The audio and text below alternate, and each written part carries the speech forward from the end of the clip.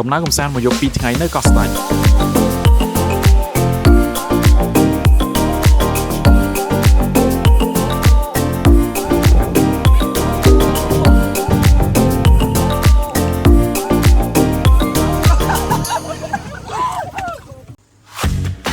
គេមកថតទៅមើលវីដេអូរបស់គេទៅដើរលេងនៅកោះស្ដេចហើយមើលទៅសប្បាយមែនតើឥឡូវខ្ញុំ9មិត្តភក្តិរបស់ខ្ញុំមកពីសៀមរាប 4-5 នាក់ចេញដំណើរពីពេញខ្ទង់ម៉ោង4ជាងដើម្បីធ្វើដំណើរទៅកោះស្ដេច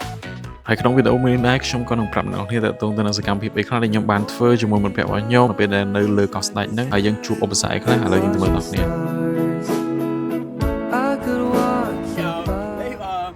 បងធំមកជឿផ្លូវចេញក្រុមជាកម្មកំបងមកថយចេញ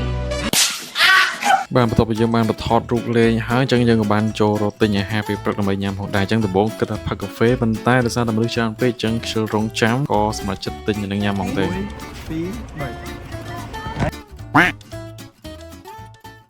បន្ទាប់ពីយើងស្ទះផ្លូវអស់ហើយជាខ្ទង់កន្លះម៉ោងមកដោយសារតែថ្ងៃមកនេះគឺប៉ះចំថ្ងៃបុណ្យទានអញ្ចឹងគឺមនុស្សបុកមកច្រើនមែនទែនហើយសម្រាប់ទេសភាពនៅតាមដងផ្លូវវិញគឺខ្ញុំបានថាគឺស្អាតមែនទែនយើងជិះកាត់ទាំងស្រុកទាំងស្រែផ្សេងៗយើងឃើញអីដែលយើងអត់ធ្លាប់ឃើញទៀតទៅគឺទេសភាពអីថ្មីទាំងអស់តែម្ដងឥឡូវចាំជួបគ្នាកោះស្ដេចអ្នកគ្នា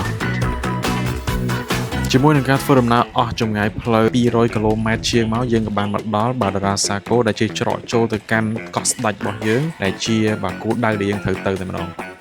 បន្ទាប់ពីយើងបានជិះឡានអស់រយៈពេល3ម៉ោងកន្លះទីបំផុតរបស់យើងក៏បានមកដល់គោលដៅរបស់យើងបានសម្រេចអូខេអញ្ចឹងបន្ទាប់ពីយើងបានមកដល់ផែនៅកោះស្ដេចហើយរឿងដំបូងគេដែលយើងត្រូវធ្វើហ្នឹងគឺឡើងទូកដើម្បីទៅផ្សារនៅកោះស្ដេចដើម្បីរកទិញគ្រឿងសមុទ្រទុកធ្វើញ៉ាំសម្រាប់អាហារថ្ងៃត្រង់របស់យើង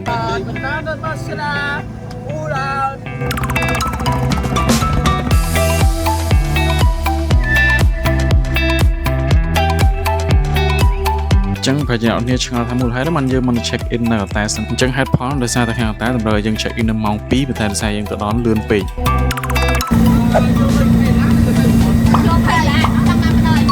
អូខេបាទអញ្ចឹងមកតាមការជិះទូករបស់ខ្ញុំជាក់ស្ដែងយើងចេញពីផែកោះស្ដេចទៅកាន់កន្លែងលក់គ្រឿងសមុទ្រតាមផែនៅលើកោះស្ដេចយើងចំណាយពេលជិះទូកប្រហែលជាខ្ទង់5ទៅ7នាទីប៉ុណ្ណោះដោយសារតែមុនពេលទៅយើងក៏អត់មានពេល research ច្រើនដែរអញ្ចឹងក៏យើងបានឲ្យបងក្នុងទូកគាត់ជួយណែនាំផែដែលត្រូវទិញយកទៅលើបើយើងមកធ្វើការរកគ្រឿងសមុទ្រស្រស់ៗដើម្បីត្រៀមទុកធ្វើញ៉ាំមកត្រីគឺធំណាស់ដោយសារតែផែដំបូងដែលយើងចូលនេះអត់មានអីដែលយើងបានចង់រកទិញបានទេអញ្ចឹងយើងបានបន្តដំណើរទៅរកផែបន្តទៀតបាទគេបាទឥឡូវយើងចុះផែដើម្បីទៅទិញគ្រឿងសមុទ្រនៅក្នុងផ្សារមិនបកាណានេះសារមកសាំងតែឆ្នាំមកអីដើមអីគេពូគឺគុំវាហូបផ្លែហ្នឹងដោះលើកោះមកឬក៏មិននៅលើកោះលើណាក្នុងព្រៃក៏មានក្នុងព្រៃក៏មាន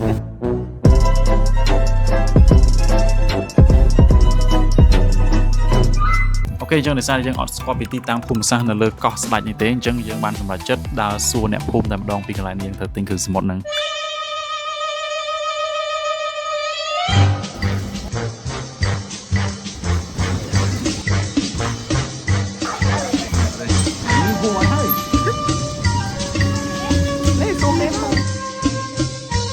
2 hours later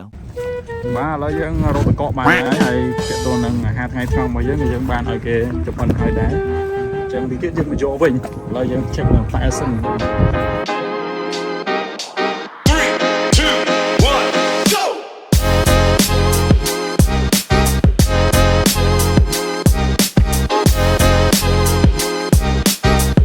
ពេលថ្ងៃតែយើងទៅមើលនៅកោះនៅទាំងអស់គ្នាជិះឆ្វែមកជុំហើយយើងថតនៅមានអីខ្លះអញ្ចឹងណាឥឡូវយើងចូល check in តែសិនបាទអញ្ចឹងបន្ទាប់ពីយើងបានដើរទិញគ្រឿងសមុទ្រដើម្បីទុកធ្វើម្ហូបថ្ងៃត្រង់ញ៉ាំហើយអញ្ចឹងយើងបានមក check in នៅតែម្ដង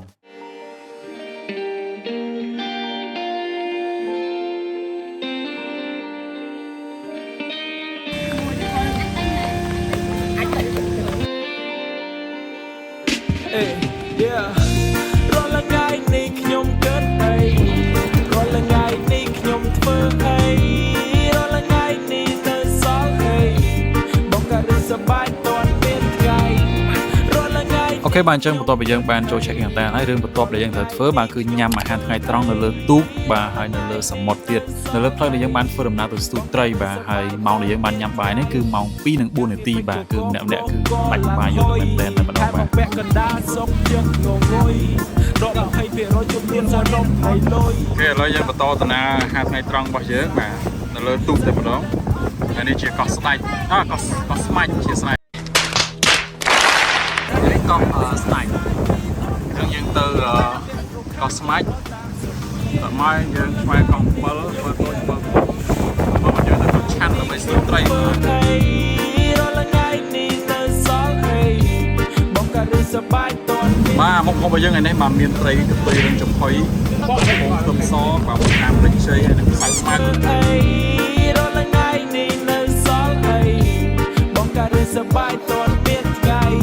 បៀតិចកំពុងតែត្រៀមចាំយើងមកបើល្ងាចយកគ្នាមកហាត់លើ បន្ទាប់ពីយើងបានញ៉ាំអាហារថ្ងៃត្រង់បាទឈឿនៅលើផ្ទៃសមុទ្រមកបាទអញ្ចឹងរឿងបន្ទាប់ពីយើងត្រូវធ្វើគឺយើងជិះទូកទៅស្ទូចត្រីបាទនៅលើកោះឆាន់បាទនិយាយពីទេសភាពវិញបាទខ្ញុំឲ្យបាទ red 10 លើ 10 តែម្ដងបាទគឺ vibe នេះគឺស្រស់ស្អាតហើយមើលទៅគឺ fresh មែនតើបាទនេះដោយសារខ្ញុំពុលទូកពេកបាទខ្ញុំក៏បានលោតទឹកបាទព្រមទៅបាទដើម្បីឲ្យវាស្វាងវិញអញ្ចឹងណាតោះមកយើងបានធ្វើការស្ទូចត្រីស្ទូចអីលេងនៅលើផ្ទៃសមុទ្រអញ្ចឹងទៅ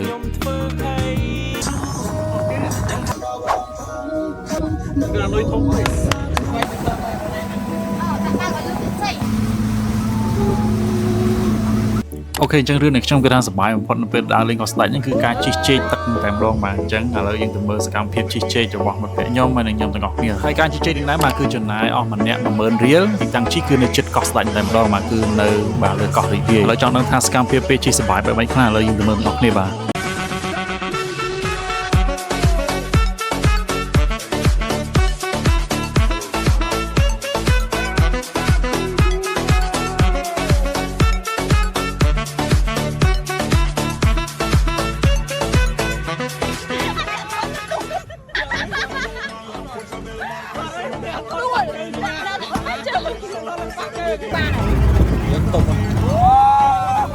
Eso que al bailar descontrola tu cadera y ese fuego que quema por dentro y lejos te convierte en fiera. Una mano arriba, cintura sola, da media vuelta y sacude duro. No te quites ahora, que tú solo empieza. Mueve la cabeza y sacude duro. Llama locura, morena estrella de un lado, llega chica pedado, pero feliz el futuro. Para esa llama locura, morena estrella de un lado, llega chica pedado. Hoy, hoy, hoy, hoy,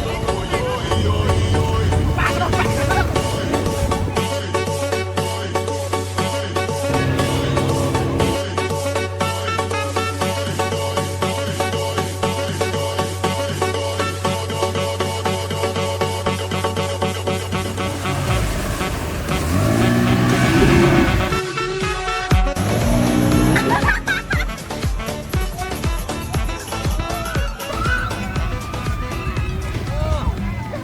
បើគ្មានលុយដោយឯងហើយនឹងអញហ្នឹងបានតែត្រឹមដើរមើលក៏ប៉ុន្តែដើរមើលក៏ដោយជាត្រូវជាអែបអបបើជាអែបអបវាត្រូវតែរស់ហើយស្ដាប់បានទេ Why are you gay? បន្ទាប់ពីយើងបានបាទសប្បាយអស់នឹងការជិះជែកមកបាទអ្វីដែលយើងត្រូវធ្វើបន្ទាប់គឺមួយទឹកមើលការថ្មបាទនៅម្ដុំកោះរីករាយនឹងតែម្ដងបាទហើយសំខាន់បាទគឺដាក់បាយអត់ចូលទៅមកចូលនៅពេលដែលត្រឡប់ទៅ resort ពេលល្ងាចវិញដោយសារឃ្លានពេកអ្នកគឺលេងអស់កម្លាំងមែនតើបាទ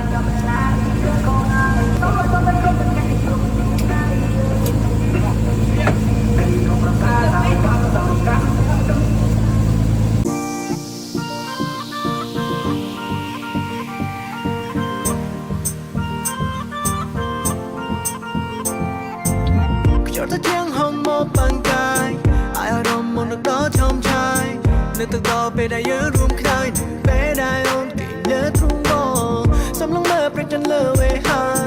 rồi ta thưa đủ bó ngày ca nơi từ đó đưa mình nói xin cho ta na đường ra xa ha cũng sẽ ôn nâng bò មកដល់កន្លែងស្នាក់នៅវិញព្រាមបាទជួបអ៊ីបាទគាត់កំពុងតែបាទអញ្ចឹងបាទនិយាយទេបាទបងប្អូនដឹងហើយអញ្ចឹង គាត់កំពុងតែឈៀននៅតាមមាត់សមុទ្រដែរប៉ុន្តែមិនមែនញ៉ាំអីណាបាទគឺអង្គុយក្នុងនេះលេងបាយជាព្រៃបាទដោយសារតែមិត្តភក្តិខ្ញុំគាត់បាទលពឹសដៃពេកឥឡូវចូលទៅលេងមួយអ៊ីហ្នឹងឥឡូវជាលទ្ធផលបាទគឺចាញ់អស់ 5,000 ម៉ាត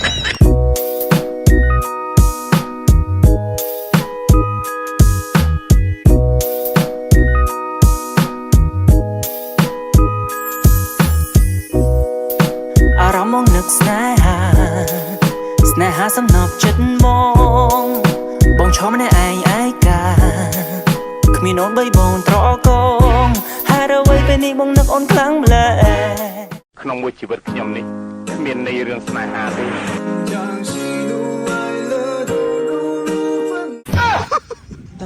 លេងរួចបងទៅណាទៅលេងរួចណា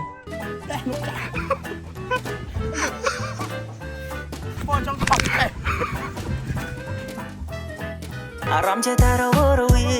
ឃ្លាតកាយមកឆ្ងាយពីអូនទំលងមិនសូវចេះដល់ស្នាមញញឹមដល់ស្រស់ព្រីបងឈរលើឆ្នេរស្នូទឹកវាយកសមុទ្រមុំពេអូ baby ប្រចាំជានេះ ឥឡូវយើងកំពុងទៅដើររកអីញ៉ាំមកនៅក្នុងភូមិតែមិនទាន់ដឹងថាមានអីជីណា Run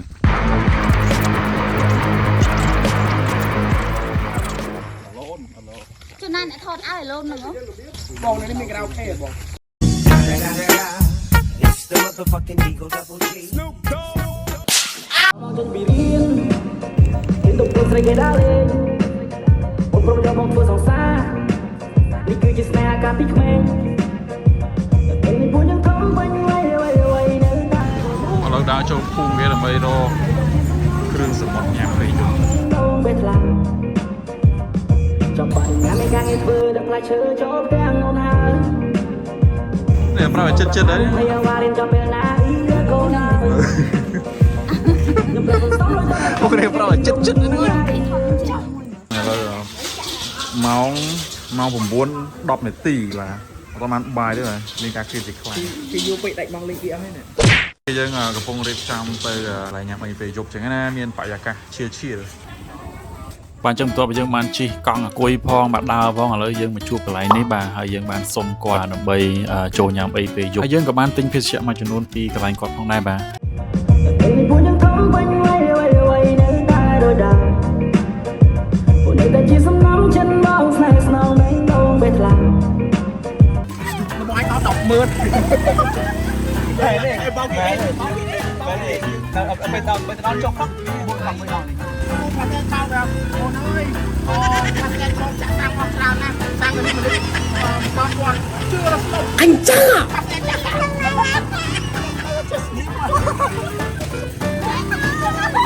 មើលរសៀងអត់ទៅភាព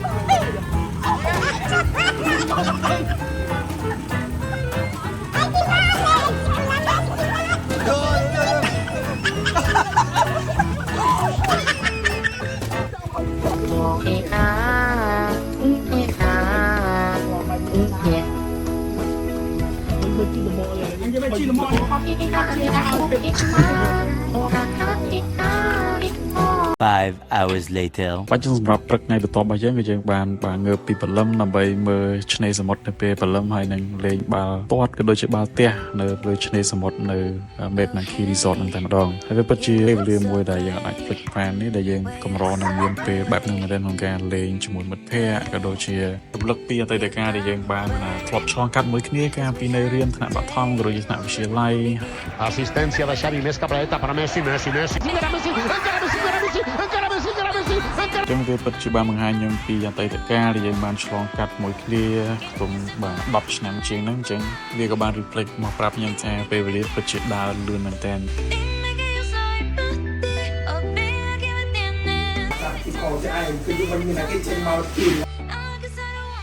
បាទអញ្ចឹងបន្ទាប់ពីយើងបានបាទរើវ៉ាន់ដើម្បី check out ត្រៀមត្រឡប់ផ្ទះវិញយើងក៏បានផ្ញើវ៉ាន់របស់យើងបាននៅកន្លែង reception នេះនៅកន្លែង resort ហ្នឹងតែម្ដងហើយយើងបានក៏បានធ្វើដំណើរទៅក្នុងភូមិបានដើម្បីទៅមើលការរស់នៅរបស់ប្រជាជនបាទបានមកសន្ទុះធំដែរបាទហើយយើងក៏បានឈើទៅលេងនៅបាទកោះអភិជន resort ផងដែរ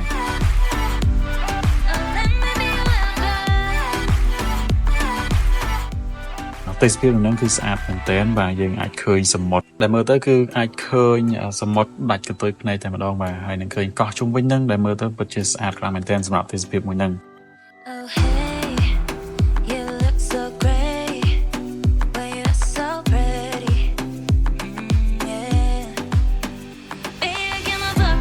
បន្ទាប់មកយើងក៏បានបាទទៅរកញ៉ាំអីបាទមិនញ៉ាំអីបាទគឺញ៉ាំអាហារថ្ងៃត្រង់នៅលើកោះស្ដេចម្ដងហើយម្ហូបរបស់ខ្ញុំគឺគុយទាវម៉ាស៊ីកូបាទហើយមិត្តភក្តិរបស់ខ្ញុំគាត់ញ៉ាំអីតាមចំណូលចិត្តរបស់គាត់ផ្សេងៗទៅបាច់ឃ្លានលើថ្ងៃអញ្ចឹងហើយយើងក៏បានបន្តដំណើរបាទមកកាន់រីសតវិញដើម្បីត្រៀមបាទធ្វើដំណើរឡើងផែឆ្លងមកបាទធ្វើការធម្មតានៅវិញហើយក៏ដូចជាសៀមរាបវិញផងដែរ ខ្ញុំមិនស្គាល់ពេលថ្ងៃហើយដល់ពេលថ្ងៃណាស្លាយអាយគេវិញពុំថតស្រីស្រីចាំទៀតជីងតោអាម្លេះអញឃើញអ៊ំជីងតោឲ្យមែនថត បាទអញ្ចឹងសរុបមកតាមរយៈបាទដំណើរកម្សាន្តមួយនេះបាទបើទោះបីជាវាមានរយៈពេលខ្លីមែនត្រឹមតែបាទមួយយប់2ថ្ងៃមែនតែវាពិតជាបានផ្ដល់បទពិសោធន៍ឲ្យយើងបាទជាច្រើននៅអ្វីដែលយើងអត់ធ្លាប់ជួបពីមុនមកអញ្ចឹងណាក៏ដូចជាការដើរកម្សាន្តជុំគ្នាបែបមិត្តភ័ក្តិដែលធ្លាប់រៀនមួយគ្នាកាលពីនៅវ័យសិក្សាអញ្ចឹងទៅឥឡូវគឺអ្នកខ្លះមានប្តីអ្នកខ្លះបាទក្រុងរៀបការអ្នកខ្លះទៀតក៏បែកបាក់ស្នេហាដូចគ្នាផងដែរប៉ុន្តែសម្រាប់ខ្ញុំគិតថាជីវិតគឺវាបែបហ្នឹងវាមានឧបសគ្គវាមានបញ្ហាវាមានភាពរីករាយហើយក៏វាមាននៅដំណោះស្រាយដូចគ្នាផងដែរអញ្ចឹងយើងគ្រាន់តែទទួលយកវាទៅហើយរៀនពីវាអញ្ចឹងតាមរយៈដំណើរកម្សាន្តមួយនេះខ្ញុំពិតជាអរគុណពួកគាត់ខ្លាំងមែនទែនដែលបានចូលរួមហើយយើងសង្ឃឹមថាជួបគ្នានៅក្នុងទ្រីបបន្តលើកក្រោយទៀតបាទ